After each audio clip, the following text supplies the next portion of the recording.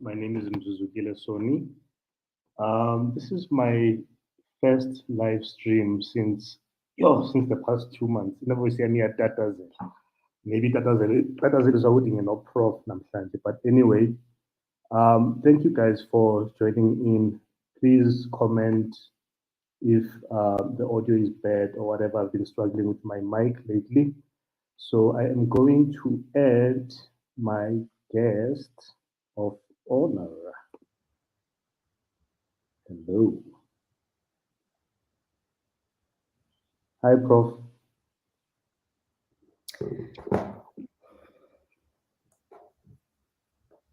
How are you? Am I on? Yeah, you are live. Okay. How are you? Yeah, I'm good. How are you? I'm good, thank you. Fantastic. Yeah, I should have gotten a book display. I mean, even the background that aligns with my guest tonight. Oh, you like books. Oh, okay. I thought you wanted to brand my background. Yeah, how are you though? I'm very well, sir. How are you? Yeah, I'm good, thank you. Good. Yeah. I think just for housekeeping purposes, I'm just going to announce in advance that I've got load shedding coming up at 8, but we should be done by then. I might have some disturbances, either my son or my dog. So please excuse me. Oh, If, so they might have unannounced. if one of those two, yeah. But Okay. otherwise, thank you for accepting my invitation. I'm just going to test with our audience if we are loud and clear on their side. I see we have a first comment. Guys, thanks for joining us tonight. If you may comment that we are loud and clear. Atina tattoo on the biceps. Oh, yeah, I do. What do they say? Forgiven, believe. Nice. I've got John 3:16 here, but you can't Okay. see it, of course. All So I right. think you've given me an idea what to excuse me, what to add. But anyway, I think we are loud and clear. Okay. This is quite an honor to have you. You know, I think when I sent you the invitation after I hit send, it was one of those moments of Mzu, what are you thinking? Sure, Uti, this is really what you want to do. And that really has, with the highest esteem, that I hold you in, and I'm quite sure that a lot of our guests, our viewers, also hold you in the same regard. Can I use the R, the name that starts with R? No, you call me Kheti. Yeah? You can call me You Kheti. cannot. Not the R one. Yeah. Anyway, like I said, thanks again. I'm just going to read a quick intro because, I think I just want people to know. Abanye bayangiphikisa be like I'm Zulu uyazibhikela wena. You know, in whose company I'm in tonight. So I'm just going to summarize it because of time constraints. And do excuse me if my eyes shift away from the lens. No problem. Because I'm the presenter, I'm the editor, I'm the everything in the background. Anyway, like I said, welcome again. Just quickly, I'm in the company of Mamokgethi Phakeng. Mamokgethi Phakeng is a South African professor of mathematics education who in 2018 became a vice chancellor of the United States, the University of Cape Town. She has been the Vice Principal of Research and Innovation at the University of South Africa and Acting Executive Dean of the College of Science, Engineering and Technology at UNISA. In 2018, she was an invited speaker at the International Congresses of Mathematicians. There's a lot more, I think I would like to begin with your background, who is Mamokgethi Phakeng, your background, where you hail from. including family, you know, and any inspiration along your upbringing that you would credit as having contributed towards the path that you ended up taking? Yeah, well, I'm from Garanku. I mean, every black person my age has got a village, a township, and where they sleep now. So my village is Marapian, which is in Mpumalanga. It used to be in Botswana during apartheid. It was in a homeland of Botswana. And my township is Garankua, which also was in the homeland of Botswana during apartheid. And I currently live in Cape Town. And I'm here in Cape Town because of work. I'm an academic, and but I've got things that I care about, causes that I care about, passionately about, and I guess those are the causes that make me end up being in academia. Perhaps just also for the purposes of this, I prefer not to talk about people around me, whether it's family, because unfortunately, Mzu, this world we live in is a brutal world. Yeah. People will hate you for your achievements, and therefore demonize and harass anyone who's close to you. Yeah. And so I prefer that my private life is private, and those who out themselves, whether it's my children or cousins or whatever, they can do so on their own. I'm not going to endanger their lives, because I know how brutal this world can be, especially people who look like me, because it is as if, you know, because I was born in poverty, I was supposed to stay there. The fact that I've come out there makes some people angry. Some people even argue with me that did I really, really start school at the retreat? Do I really know what poverty is about?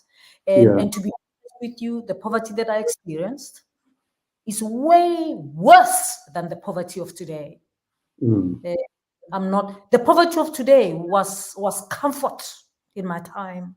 The poverty that I experienced was worse than today. But so I prefer that I stand up alone, and those who shoot me, they must be bold enough to come for me, rather than target those who are related to me. So I will not talk about other people until the other people out themselves. But that's me. I mean, I don't think this story of mine is specific or special. I think many people who have gotten to the levels of my achievement and come from where, you know, have similar kind of backgrounds and have a similar kind of profile, probably are experiencing the same. And maybe some are hiding. They don't even want to be prominent because they price that they have to pay. So I choose to come on my own, even though I know that a lot of people in the background standing with me. I want them to I don't want them to suffer for me, because I don't think it's fair. Yeah. No, I get that. And you know what they say about the tallest tree, you know? Well, there are many tall trees. Some are white, and they don't get attacked that way, because white people don't do that to each other. We do that to one another as black That's a people. really good point. That's a really good point. Yeah. And in fact, white people know that. They don't even have to do much. They know that, you know, we do this to one another. And if I'm going to have to go, they know that it's going to be a black person, and they don't have to do much. They can just plant a seed. And they know that some black woman is going to run with it. Some black man is going to run with it. So it's not just about the tallest tree. It's also about the nature, the being of the tree, that to get people to act, because people don't run after other people who are at my level. If I were a failure, I'll be getting a lot of shame, even though they wouldn't feed me, right? So it's almost like when you succeed, for some people, not for everyone. I'm talking about for the auditorium detractors, right?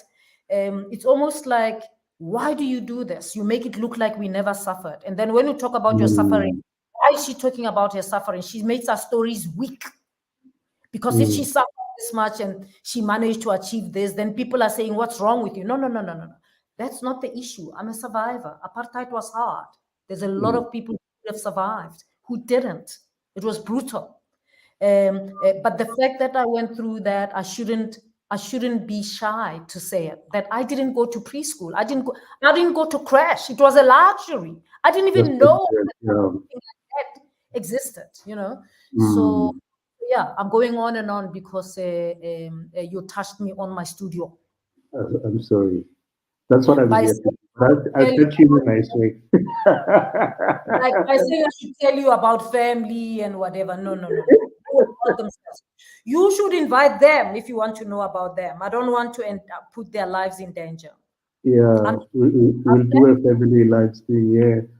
No, but that's really helpful also what you've touched on, because it also adds to the conversation that I would like to have with you, which is, there's Prof that we know as a public figure and what we see, and there's you as the individual, right? You spend the most time with yourself, and there's parts of you that obviously we never really get to see.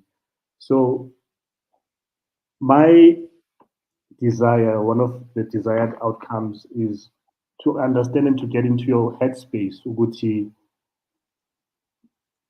publicly and looking at you from a distance, and also based on that, some of the things that you've mentioned now, you do come across as someone that is extremely, mentally strong, resilient, hardworking, and what I know from my own experience, in the few years that I've lived here on earth, is that doesn't come without some kind of experience and life lessons and all of those things. It may come, with some natural, innate thing, which maybe, I don't know, from family or whatever. Sorry, I mentioned family again, but give us a picture of you as a little girl. What was Mamokgethi like as a? I don't know how far back your memory goes in your childhood. 5 years old, maybe. I mean, yeah, my memory goes far. It's interesting that I'm on a leadership program, and today actually we're presenting about our timeline in terms of life and where things were. And let me just pick this up, and then you'll see. Okay. All right. I won't talk to it completely, but I drew it up here, and if you notice, I did sort of a graph. Yeah. And this is age 10, 20, and look below 0. Then my early life was rough. Sure. That's why the graph starts below 0. Yeah. And then of course it gets better. I won't take you through all of it because yeah. But the early life was spent. I mean, my mother started as a domestic worker. She worked in the factories. She got married too young, I think 18 or less, and she went back to school after having 3 children. And so, we grew up with a mother who was not educated, and then went back to school when I started school. And of course, we lived with a grandmother, and it wasn't the nicest of times. I mean, I started school at 5 years old, going for 6. And that's way too young, given, I mean, today it's not even the age, right? You've got to be 6 going to 7, or 7 going to, or 6 going to 7. I started 5 going to 6. And my birthday is at the end of the year. So I'm not those 5 going to 6 who birthday in April or whatever. I'm right at the end of the year. And that's small. Yeah. Okay? I'm very small. So so it wasn't necessarily a smooth start of life. You're not living with your parents. You're living in the village. You're not necessarily the favorite of your grandmother. and you have to wake up in the morning to go fetch water before you go to school. The school is about 5 to 7 kilometers before you get there. You know, it's just hectic. So the beginning of life wasn't necessarily, and you know, Black people my age, you know how tough your life is by checking when do you start having pictures. So I don't have pictures, for example, as a baby. There's one picture where a black and white picture where my sister and I, my mother has got my sister on her lap. Probably I'm 4, maybe, I don't know, maybe I'm 5. I don't know. But that's the first picture. But it tells you, and then as you go along, you check where the pictures are and when were they taken, and the time to take pictures were in Christmas. That kind of thing tells you how poor the people were. Those people who have pictures as babies, life wasn't that hard, because it was hard, but not as hard as the rest of us, because you had a photographer. Because we got to a time where the photographers were going past the street on Christmas Day or on New Year's Day, because people have new clothes, and the photographer is called to take pictures because they made money on that day. So my early life, my memories of my early life as a child below 10, it's not a really pleasant one. It's memories of having breakfast. A good breakfast is a breakfast of pap that was cooked yesterday, leftover pap from last night, and tea. And on a bad day, the pap is not even there, and the tea is not even there. It's water and sugar, skambelele, you know. Supper can get as rough as you know, pap and water and sugar, and it, you know, the maize meal of the time wasn't vitamin enriched. So every year you'd get skin disease, lekker krap, they used to call it, because you moet krap, because your skin peels, and but that's just because you're not getting enough nutrients. So and that's just the order of the day. That was just what happens. Ringworms on your head, on your body. I mean, that was just what it is. And you know, you didn't go to the clinic for it. We knew that this one has got this one has got that, and you'll grow out of it. The most joyous time is Easter time, when we are harvesting like maize and this and that. You know, so that's sort of my memories of you know, 10 years and younger. And that's when the year that I went to school. I mean, it's like for Christmas we got uniform, and uniform were long gym dresses, the black gym dresses that were long, that we were supposed to wear for the rest of our lives, you know. Exactly. But we were very happy because we wanted to go to school. So here's the thing.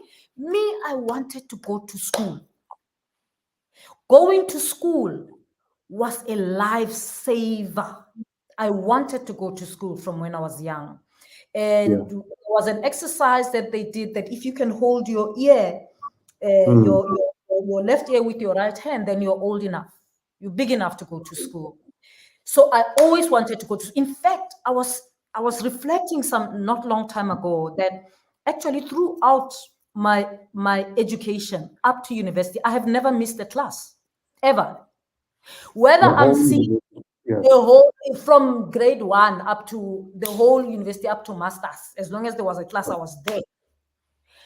Because school was a lifesaver. I had to be there. So even when I was sick, I would go to school. And I was telling my children that when I was at primary, higher primary, and so on, I mean, you know, poverty was so rife that we would go to school, you'd be so hungry, maybe, you know, break time comes, you go home, but there's nothing else to eat at home. You just drink water.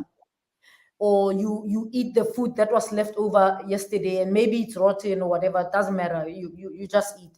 And usually after break at school, many of us would get sick.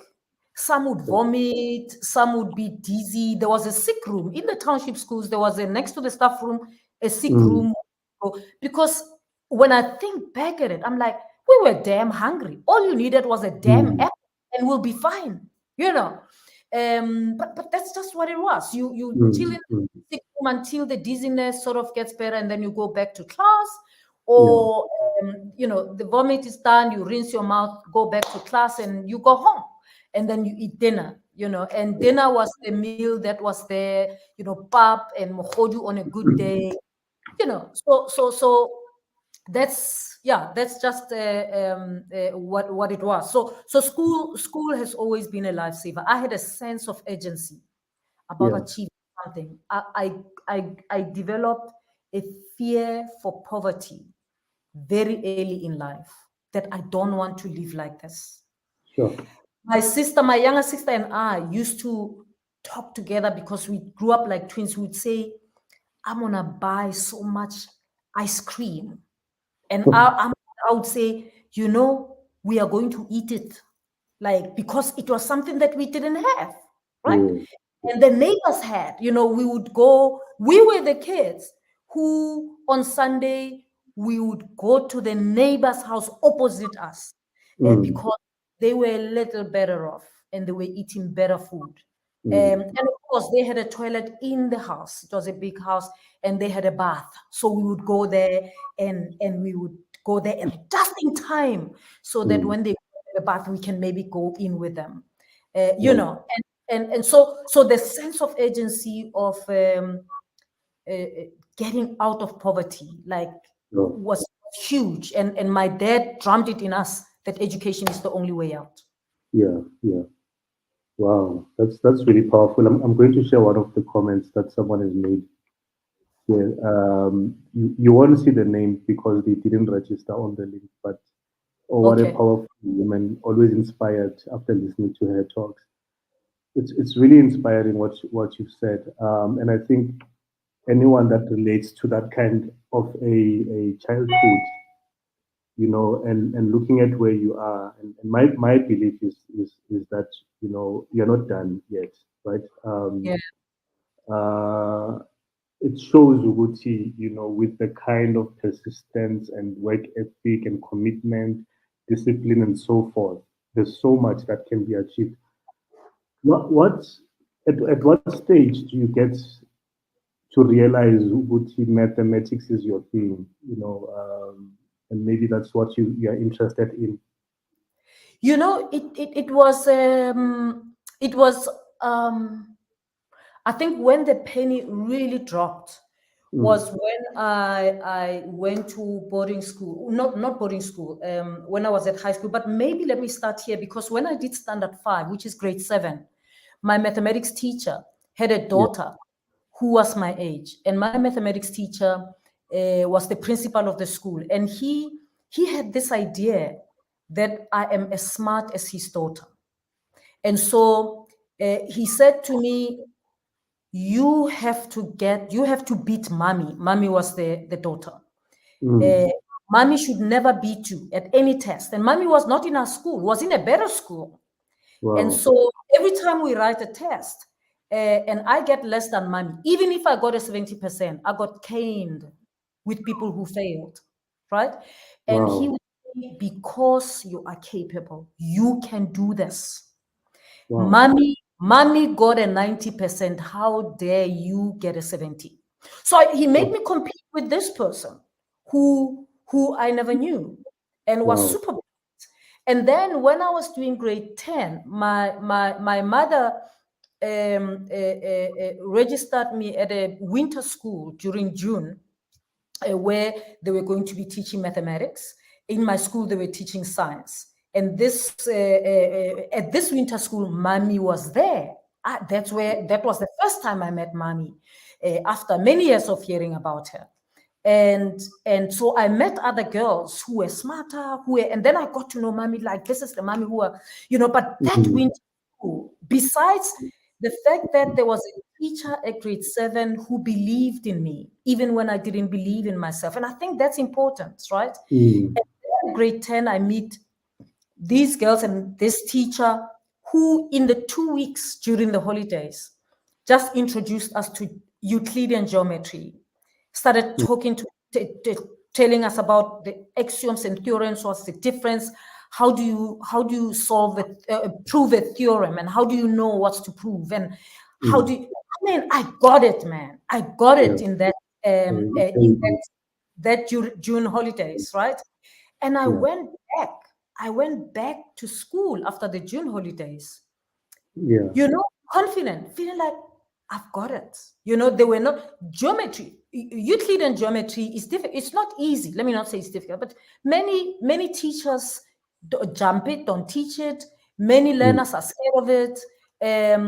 But actually, it makes sense, right? So I got it, but it taught me sort of something about the structure of mathematics and you know, and how to make sense of mathematics. The teacher also made us aware that, you know, mathematics, actually, you can get 100%, he said. You know, you've got to figure out, after you've done your problem, you can look at it and see. You can basically see, he said, whether your solution is correct or wrong. And he said, even if you don't know what the correct answer is, at least be aware that the answer that you have is wrong. Like develop this, you know. So I started learning, you know, and then I realized, no, actually, I don't have to memorize. I was never good at memorizing. And so getting the big idea and running with it became my hiding place. Mathematics became my hiding place. It's not that I was smarter or whatever. It's because the other stuff was just too difficult. I needed to memorize. With biology, I needed to memorize all the bones and what is this one called? What is this? With history, I needed to memorize facts, the dates, and what. With mathematics, I didn't have to. Wow. I needed to know the big idea. Once you know the big idea and the ideas connect, then I can run with it. I'm not good with memorizing. And so I tried to memorize. But when I got to a stage where I realized you need the big idea, things fell into place. And so it was a hiding place. It was because I couldn't do much. Even at university, I failed biology, I failed chemistry, but I passed maths. Wow. Not little, with above 70. Okay. My highest score on my transcript throughout my university years is mathematics. Okay. And I was clear that I'm not going to spend extra years at university. Remember the sense of urgency. I always had the sense of urgency. But I became clear about what is it that I'm here for. What am I at university for? Am I here to prove that I can wear a white lab coat in the laboratory doing chemistry, even though I don't like it? I thought, no, I don't care about that. I love maths. It makes sense. I can do it. So I'm going to stick with it. I don't care. Any other thing is just an accompaniment, but I want to get out with maths. And I guess maybe finally the other thing that got me into maths, my parents never talked about maths as difficult. They never talked about anything as difficult. There was never anything at home that they said is difficult. Nothing. My dad said, you've got to be the top. You've got to be the top. Any subject, you'd be like, you've got to be the top. My brother was known as the smart one in the family, and he didn't do maths. He's the only one who didn't do maths. So there wasn't any hierarchy that math is better. He did history, all right? Wow. We grew up knowing that he is the smart one. We should be like him. We only realized after we got our degrees that, the bugger didn't even do maths. People who did maths are smart. But it's because my parents never put any importance on any subject. What they put importance on was you've got to be excellent in everything you do. Yes, that's a powerful thing.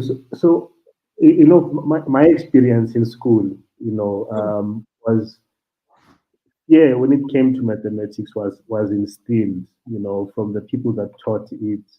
There was just that thing where once you get to see with the next subject, you know, in the timetable, it's mathematics, there's anxiety, and it's like, it's a double period.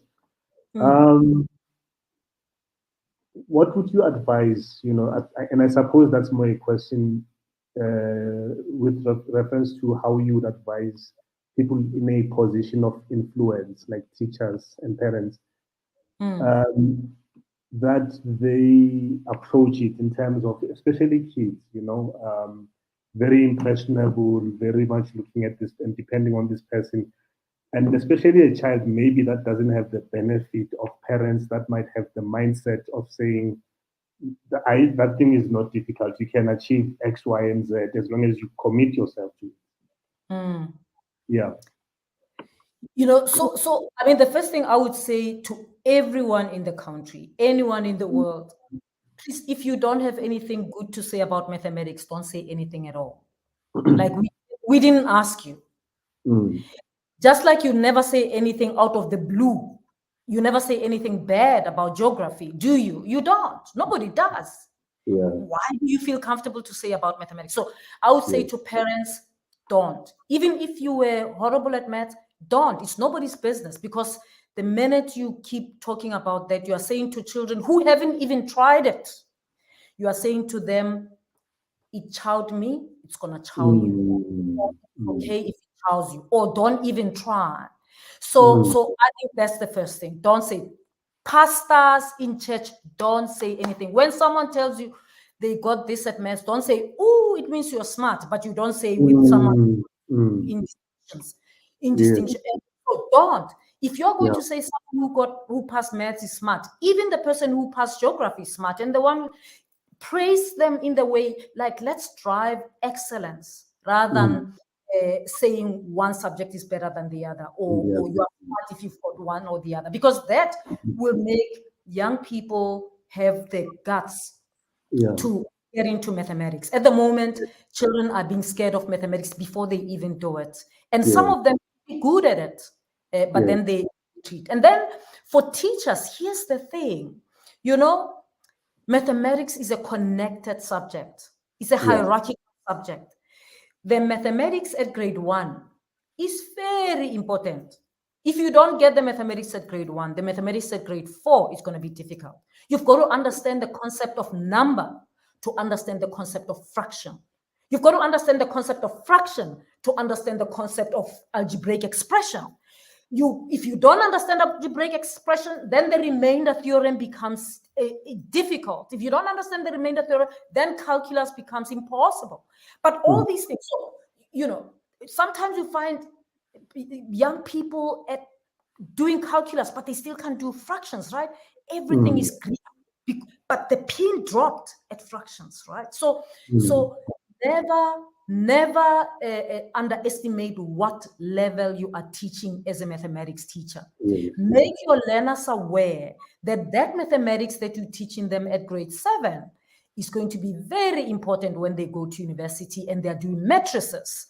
Then even their factorization is going to be important. So, because that's just how mathematics is. And then for learners, never say, oh no, I don't understand chapter 1. I will focus on chapter, or I don't understand these algebra is difficult. I'll just focus on trigonometry, or I'll just focus on geometry. Because actually, many of the trig equations that you solve, you use algebraic principles. Methods, you use them in all the other areas. So these things are connected. Mathematics is connected. So don't. And here's the thing: in mathematics, you can afford to not to memorize, not to do much, to understand the big idea, how factorization works. Then you can do all the problems that they have in the book. It doesn't matter what color it comes. You can do it. So you really, every day as a learner, make sure that you just spend an hour, go through everything that they did in class, and then look forward so that tomorrow when they teach, sort of, you are not seeing these things for the first time. And don't just go to the answer. The answer is useless. The big thing is, do you understand? Okay, because when you understand, it doesn't matter how you get to the answer, as long as you can do the problem. You can get to it any other way. But it's a fun subject, frankly speaking. And teachers, when I taught at school, my approach has always been, make the learners love mathematics. Once you make them love mathematics, only then will they want to do it and will they perform better at it. So find ways of making it fun for them, and people think when you're teaching grade 11s and 12s, you can do that. And I had many different ways of doing that. Some of the students I taught follow me on Facebook and on social media. And I mean, if we had the whole day, I would tell you some of the things that I did. But yeah, I had fun teaching high school kids, and because you can make it fun, and you can catch their curiosity, and then they want to come over and over again.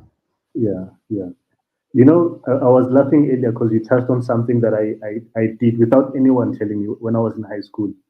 Yeah. Because I struggled with maths, but as soon as I did something where whenever I got home, I would do revision.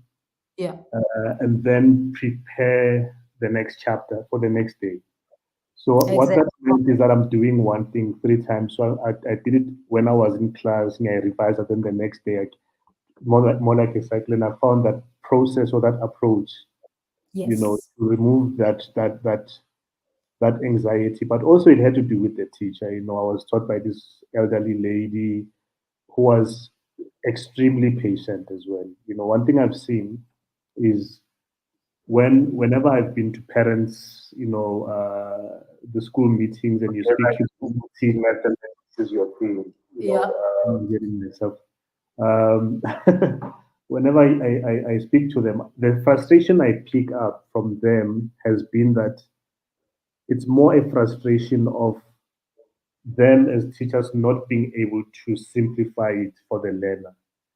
And then they take out that frustration on the child and then stigmatize the child by saying, these are the top 4 kids. I like them because first time I teach a concept, they grasp Okay. it. The rest of you need special, you know, you need extra lessons and all sorts of interventions. But here's the thing.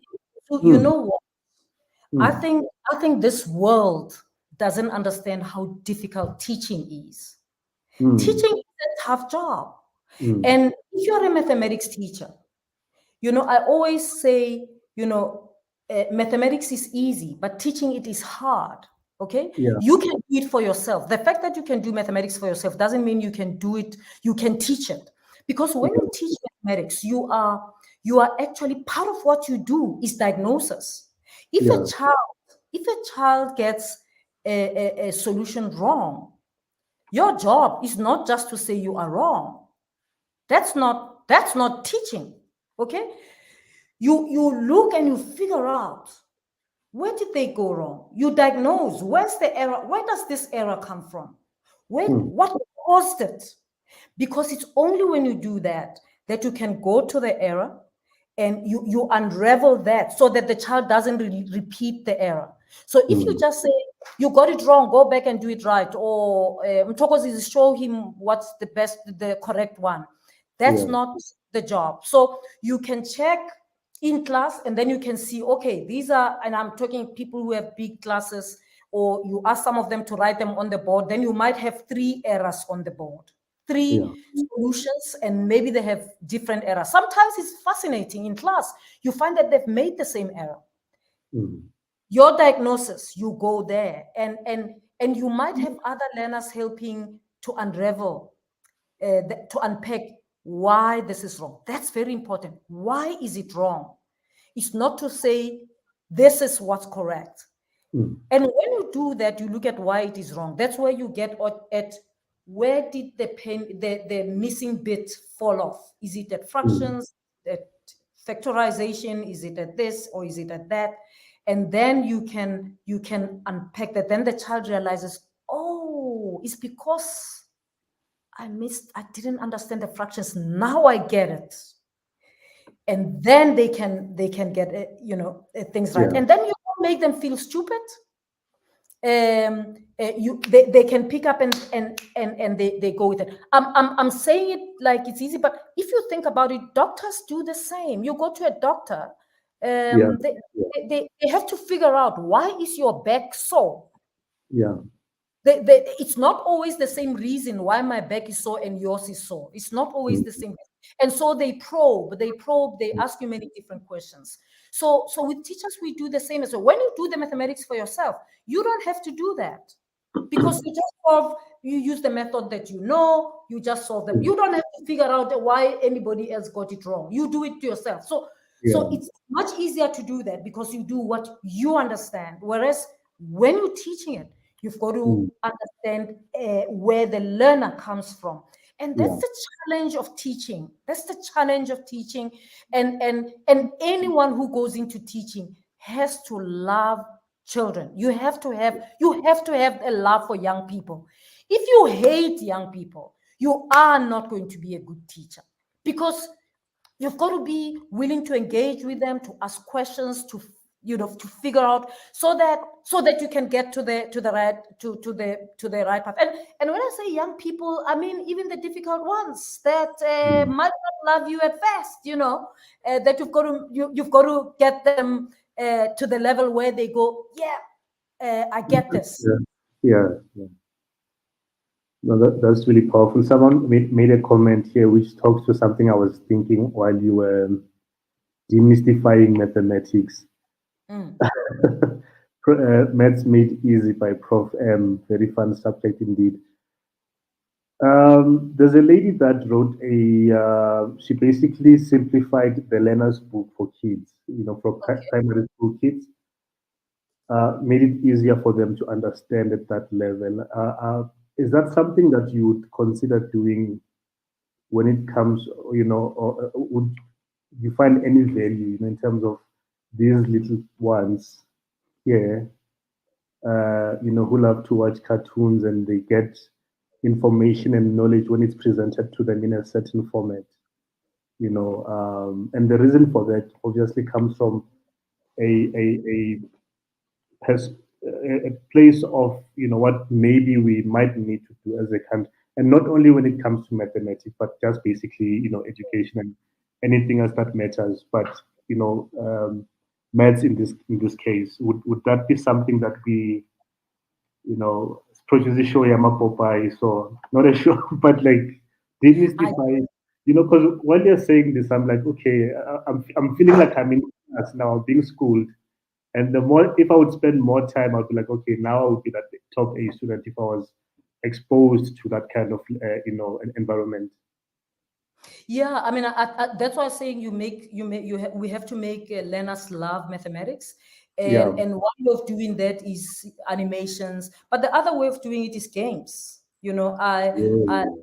At some stage, I took a course in the mid-90s. In 1995, I went to the University of California and I took a family mathematics course. And that time I was working in the morning with the teachers in the classroom and learners. In the afternoon, working with teachers to prepare for lessons tomorrow. And in the evening, I'll go and meet with parents to help parents on how they can help their children learn mathematics, even if they are not educated.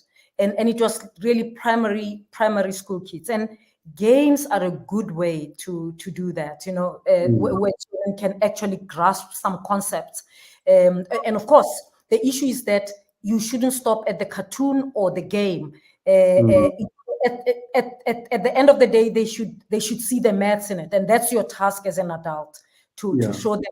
You see, this is like what we do, multiplication, and then they will get it. But it's a perfect way because children love cartoons. Children love cartoons. So I would be happy with any approach that sort of makes, I wouldn't say simplifies, but I would say makes mathematics accessible for learners, makes it fun for learners. I think that's that's important, and the ways of making it fun are different. There are books that use stories, whatever. Some use cartoons, some use games, some use all of that, and I think that I would encourage that. Awesome. That's great, Prof. So I think as a closing point, not point as in Sesiavala mind. I've just reminded myself of when you're at an event or maybe a church, and the pastor keeps on saying, in conclusion, they say, then he preaches for like 30 minutes. Then he says, finally, then another 20 minutes. You're dissing pastors, Mzuzukile. No, you're dissing pastors. It's politicians. It's politicians who do finally, in conclusion, 10 times. Pastors do it twice and then buy a van. Nice. You do a lot of great work through your foundation, Dr. Lena. Yeah. Can you tell us what inspired you to start that? Well, I can say I have an idea, but it's always beautiful when you hear it from the author, what it does and where we can plug in and assist. Yeah. So I started Dr. Lena in 2004, and it's because in 2003 I finished my PhD in 2002, and in 2003 I won an award of the most outstanding young researcher in the country, young Black researcher, and this thing, young female, I think it's female, and this thing came up that I'm the first Black South African woman to get a PhD in mathematics education. So I thought, wow. I thought, sure, and people, it was said as they were announcing me for the award, besides the research that I was doing, there was this thing. And I thought, wow, that's great. But, I always think when these kind of things happen, you have a responsibility, because then I thought 10 years from now, anyone who hears this will have a right to ask me, are you still the only one? And so I thought it is my business to make sure that I'm not the last. And so that's when I decided to start Dr. Lena.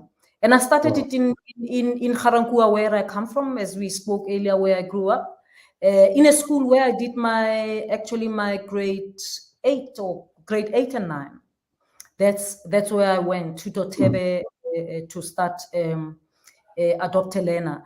And it's because I thought what got me here and what could have, and I realized what got me there was actually surviving, serendipity, luck, all sorts of things that got me there. And I thought, what would have been a smooth route for someone, even if they grow up poor? What would have helped? And I thought, yes, it would have helped if when I was still at primary school or middle school or high school, to have someone who shows me that it's possible, who's interested in my maths, so I thought I'm going to be that person. And so I went into that school and started adopting children from that. And then when the government introduced no fee paying schools, then I started focusing on adopting learners who complete matric from township and village schools to get into university. First, I was supporting them. It was this group that I was going with, and I thought I'll go with them when they go to university, and paying their school fees, uniform, educational needs, everything, and giving them a prize for the one who's performed well every end of the year. So it started that way. I know that oftentimes when I talk about Dr. Lena, I get thousands of people saying, please support us, phoning me and whatever. Here's the thing. I don't raise funds for Dr. Lena. I work for it. I don't publish a call, or there's no application form. We adopt learners that we meet at different places. I mean, it's odd, and I'm living it in this way. Some of them we meet on social media. Some of them are learners who pass matric very well. They get accepted to do actuarial science, and they go to university. They come from a village, whatever, and second year, they fail statistics again, and the university says you can't go on with actuarial science. Clearly, you can't do this, even if they passed everything. And the student decides, okay, I'll shift to engineering, or I'll shift to, BSc, majoring in mathematics, and computer science. And the sponsor says, well, we were sponsoring you because you were doing actuarial science. If you're not doing it, we can't sponsor you anymore. And a lot of the students we fund came that way. And so that's why we don't advertise, we don't whatever, because those students are bright. They just lose their scholarship because they can't continue with actuarial science. And many of them, of the students that we've supported, have done very well. Of course, we also have in the past supported a student who did nursing in Pretoria. There's some students who went to, there's one student who did a diploma in language writing or something. He actually published a book last year. You know, so there's odd ones. So we don't just focus on mathematics or science, but the majority of them happen to be in mathematics or science. We don't just focus on the ones who are women. It's a mix, but of course there's a bias to women. And I don't raise funds, and because I'm in Cape Town, when I was in Gauteng, I used to do mobilize people, and then we go and volunteer in schools. But it's a lot of admin. You know our people. If they volunteer to go and help in schools, they want you to get transport for them. You must pay, and then you must feed them, and then they don't like the brown bread, and then the one doesn't like this, doesn't like that. So I don't have money to do that. Okay, so we pay for the students, we pay for the fees, we pay for their accommodation, we give them a stipend. We don't dump them if they fail. And so there are students who've been in the pipeline for a long time. We counsel them, we work with them, we check what the problem is. And the idea, of course, is that, you know, poverty is brutal. And they don't even have to have achieved high scores. I mean, as I say, some of the students, one of the students went to do nursing. She had gotten a diploma pass, and she went to do nursing. You know, some didn't get a university pass. And so it's passion and potential. And we would take them on and support them. And I fund it from my pocket or from the talks. Ideally, I don't do these things for free like I'm talking to you. I would have asked you to donate to Dr. Lena. That's what you do. I don't usually agree to do these things for free, but that's how I make the money. I don't have time to raise funds, to write proposals. I don't want to hire anybody. People are a problem. I don't want to hire anybody because I don't have money to pay them. The money must pay for the students. So that's how we run Adopt Helena. We also, of course, I also have other scholarships. I'm sure you heard that I donate 20% of my salary to scholarships at UCT, to the Rhodes Must Fall Scholarship, and then the 10% to the Rhodes Must Fall Scholarship, and 10% to the Mamokgethi Phakeng Scholarship. The Mamokgethi Phakeng Scholarship supports women, postgraduate, Black and colored South African women, postgraduate students registered at UCT. They've got to apply, they've got to be at UCT. So you can't apply for it when you're outside. They've got to apply when they're inside. We are advertising departments, they apply, and we screen and we grant. If you get it, it covers everything. Particularly the ones who are completing and they are struggling to get the final funding, we do that.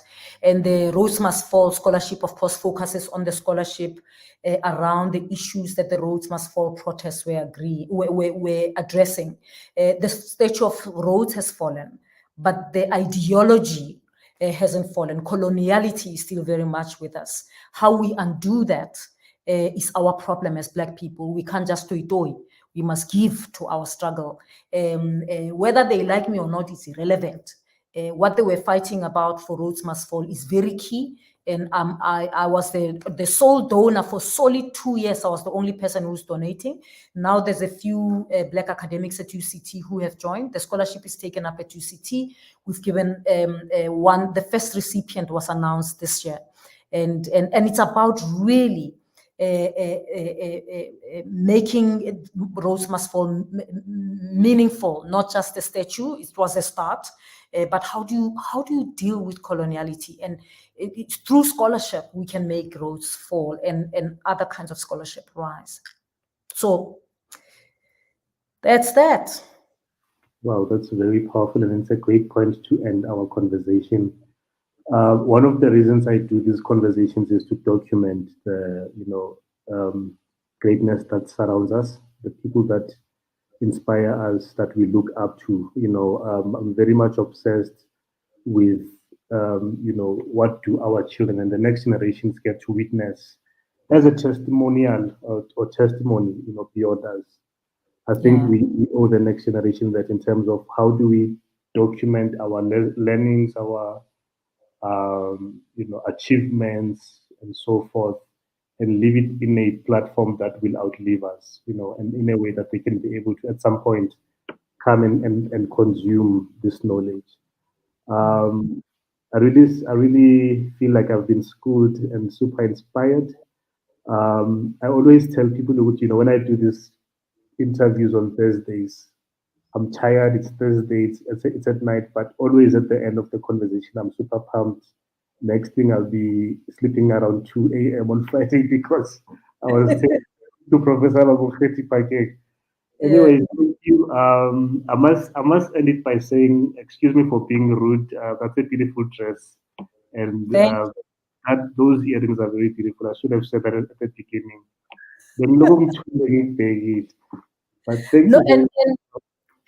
And I should say that the dress is made by South African women in KZN. Wow. The print actually. Wow. They print the cloth and they made it. It's just amazing. I'm trying to remember the name now. I wear everything South African. I mean, I do everything South African from everything. Yeah, we don't just speak; we also live it. Yes. And I love the work you do on BrownSense. I mean, you don't know, but I've got some amazing earrings that I got at the BrownSense market in Cape Town back in 2018 or 2017. Yeah. Yes. We are coming back soon, so hopefully next year. I'll be paying Cape Town a visit because that's one of our intentions to get back to Cape Town next year. That will be great. Yeah. Thank you, ma'am. Enjoy your evening, and all the best with the leadership session that side. Thank you so much. Have a good evening. Thanks, you too. Bye-bye. Wow. Thanks, guys. Anyway, before Bangshang load sharing, thank you for joining me. I'm back. I've got another interview next week with a highly esteemed entrepreneur. I will post a StreamYard announcement following this one, as well as the week after next week. Next week. Thank you very much. Enjoy your evening as I'm doing the countdown before the guy was ESCOM shuts me out.